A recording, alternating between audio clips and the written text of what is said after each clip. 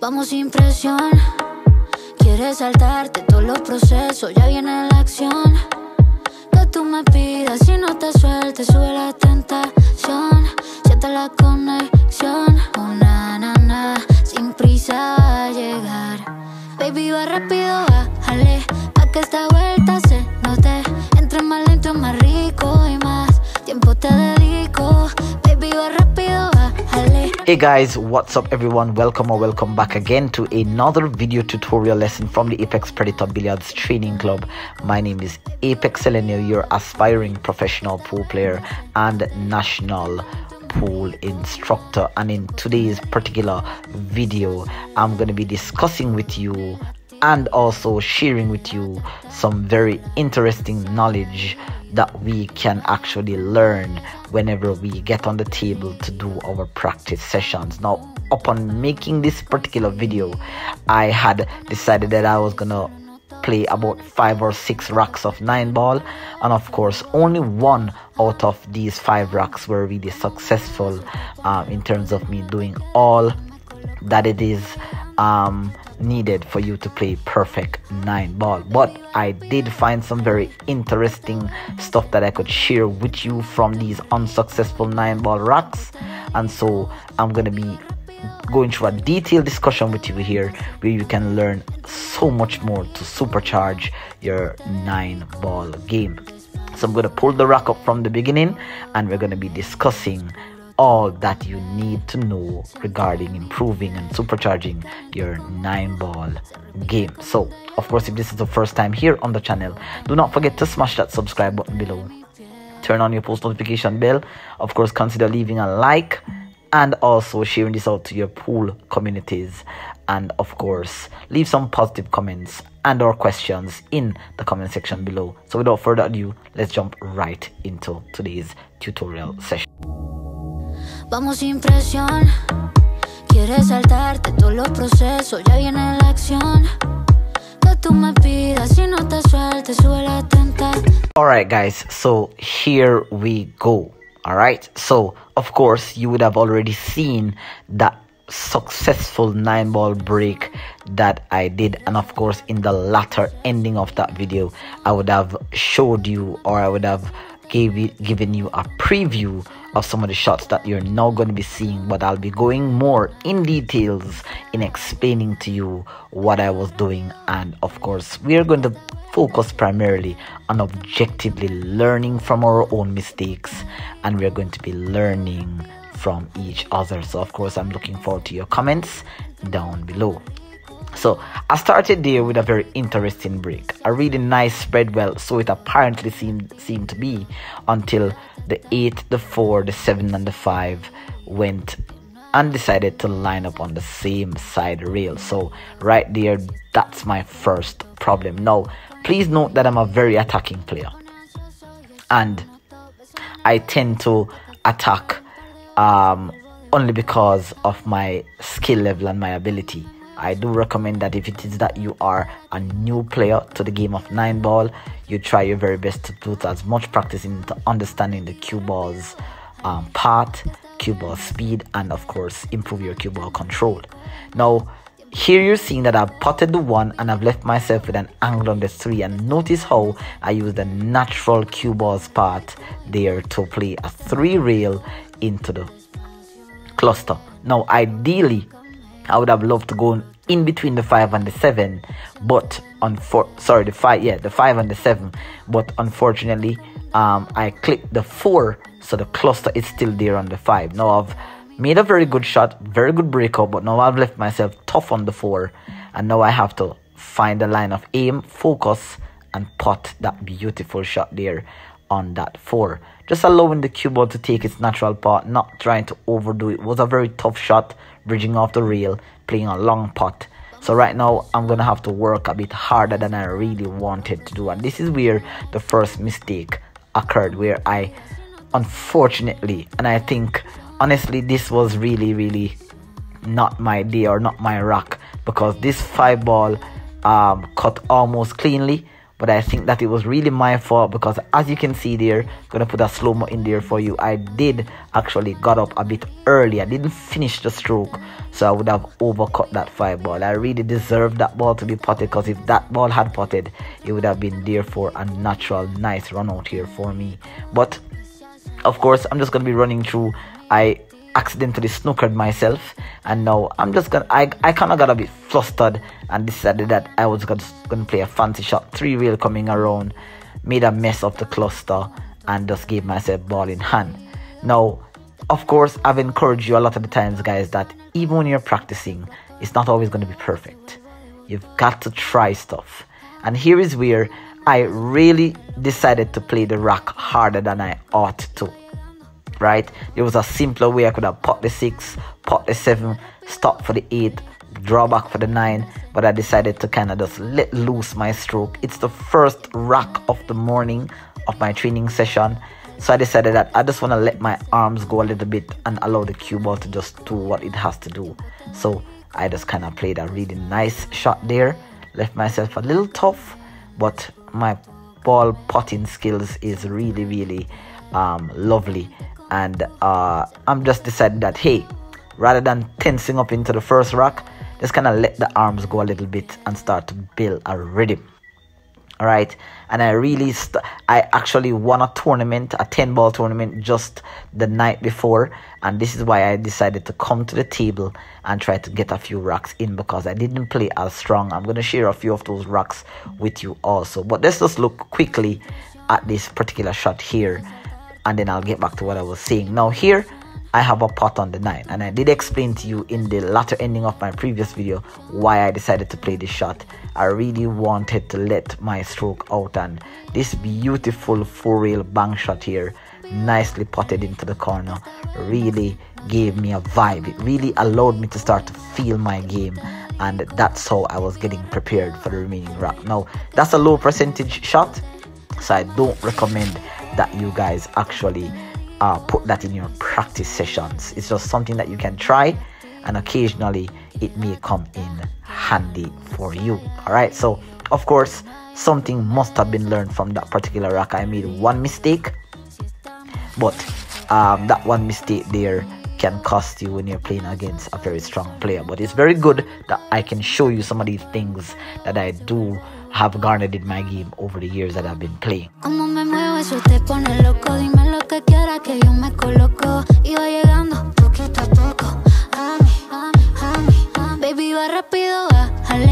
Alright, so here is the second rack. Alright, I'm not sure if it was number 2 or 3, but it was one of the racks of the 5 that I had tried to do for this day. This session was a practice session that came after a 10-ball tournament that I won, but I didn't think that I was playing very well, so I wanted to come back to the table and test myself out. So again, I'm starting with that side rail break. I'm not using the matchroom break standards. I'm breaking with the 1 ball on the spot, and I'm just using a forceful break here to get a good spread. So here we go. Nice, went into the side.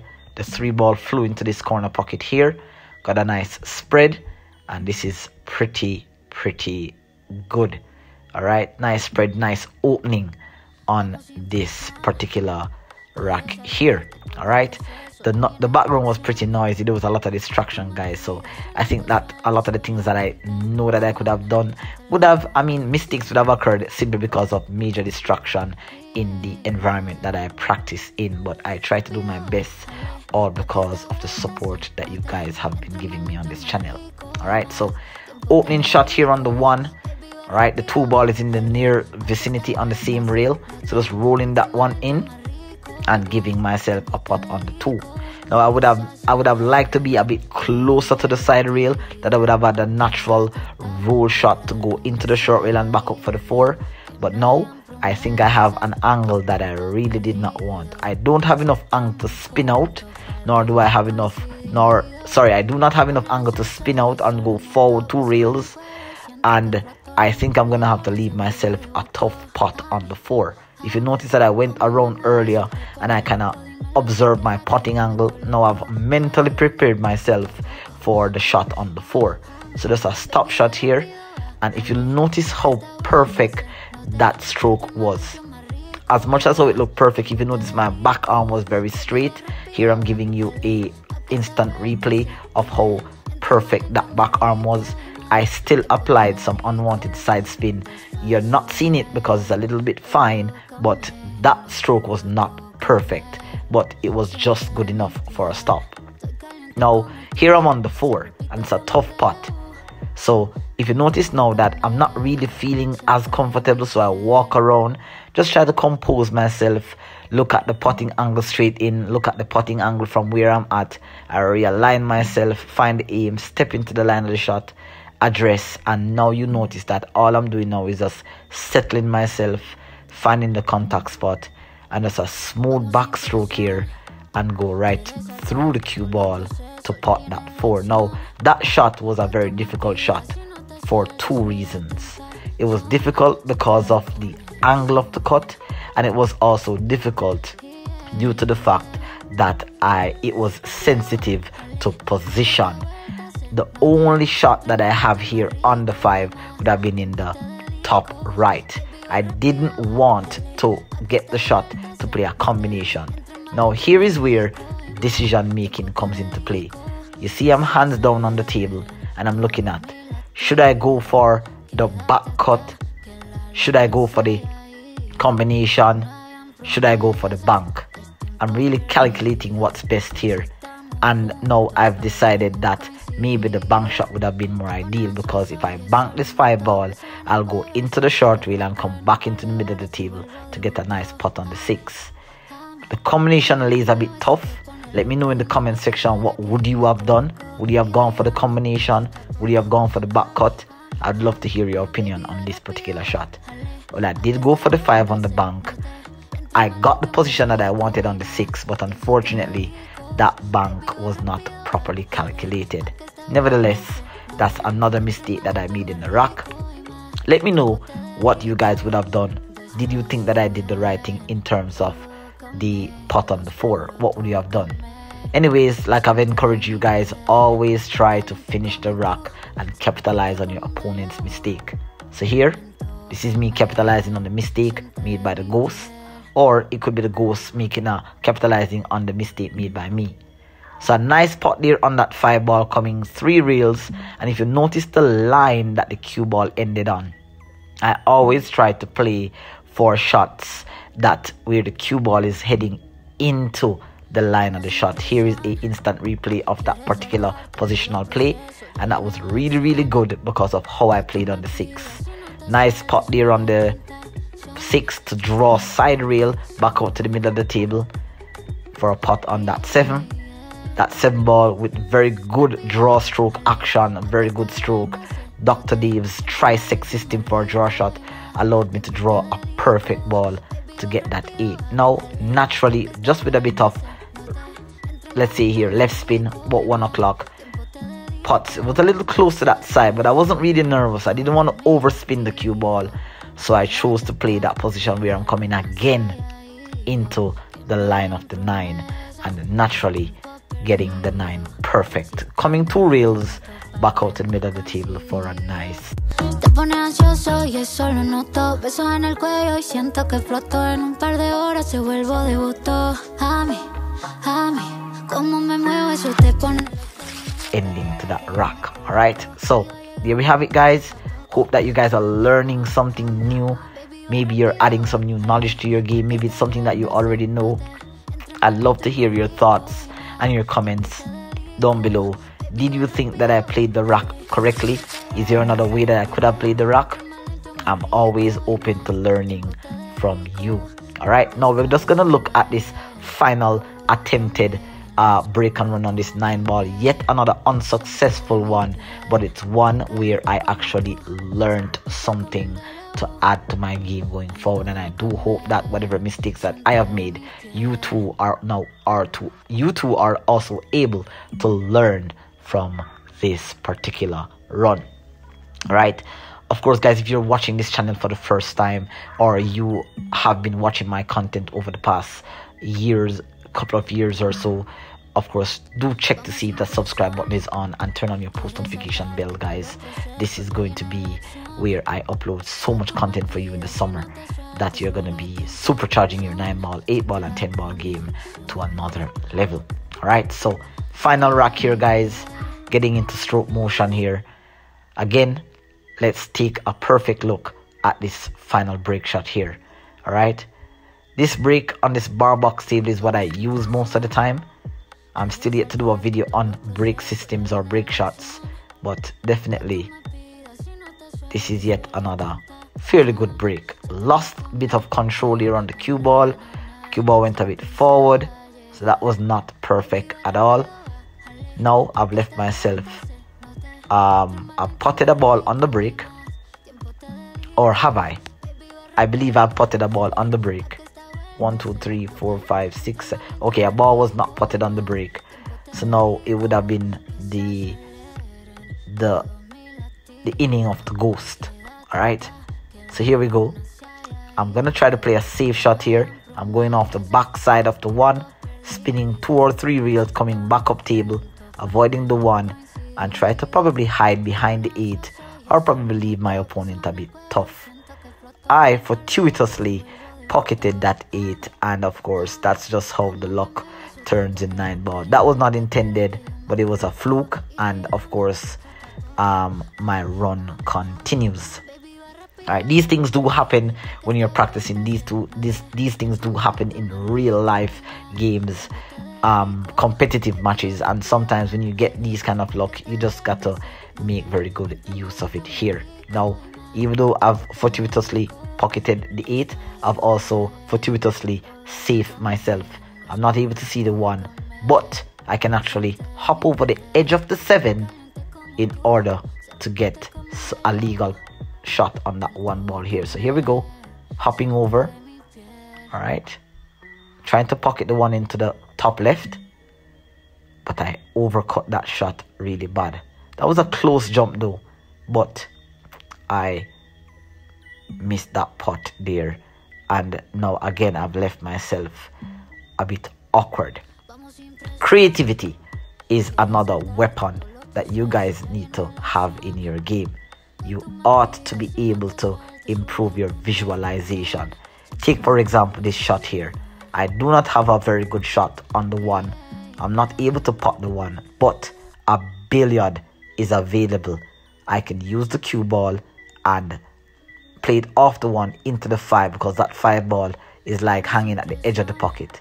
So I'm using a system that I learned a while back.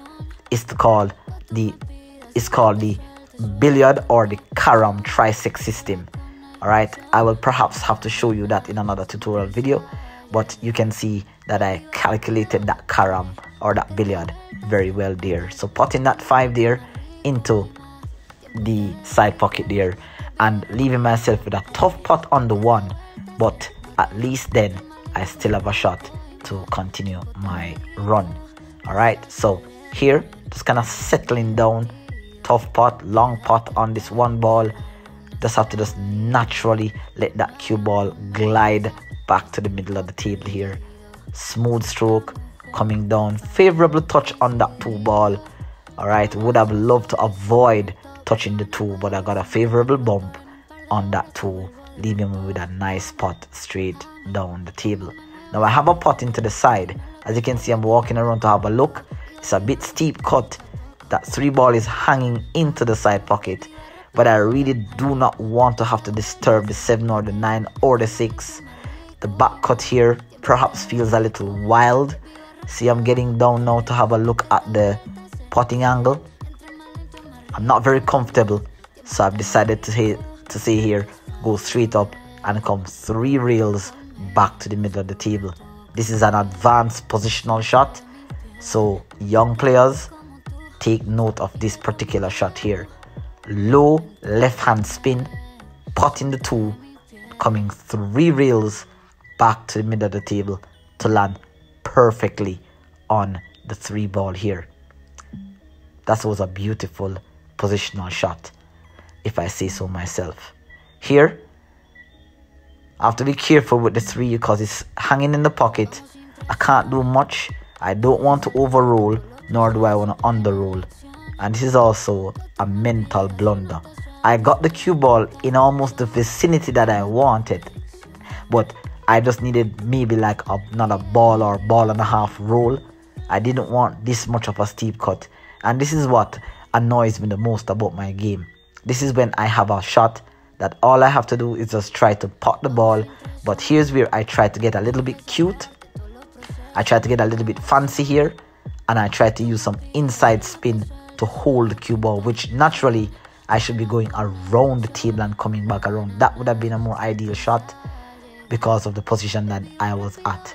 But unfortunately, guys, again, I'm so annoyed by my decision that I made there. I should have just taken the pot on the 4 and tried to go around the table to come back for the 6. But these things do happen, guys. All right, and we have to just learn from them. Okay. All right, there we go. Just a little slight massy on that 4, favorable bump on that 9, getting the 6 nicely. And I'm just gonna just roll down to the middle of the table here and get a nice pot on this 7. All right, I can tell you guys, this rack annoyed me the most out of the 5 because I was perfect for the run out and I just made a mental blunder on that. But of course, I learned from this particular encounter, and it's something that I would be very aware of when it comes to my next set of 8 or 9 ball games. I'm trying to minimize the amount of mistakes that I make in my game because there are some very strong players here in Jamaica, and you have to have a very, very good game in order to defeat these players. All right, so nice end to the rack. Nevertheless, I do hope that you learned something from this rack. We'll take care until next time. I'll see you in another upload. Siente mi piel, estoy caliente como tú, se repite como un déjà vu. Ven, tócame, siente mi piel.